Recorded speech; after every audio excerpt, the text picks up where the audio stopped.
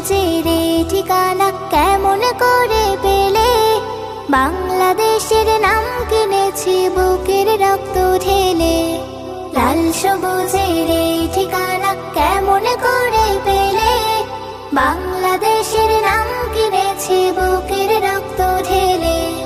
চোখের নদী উতল হলো, ভাসালো এ বুক, সবাই খুঁজে সাথী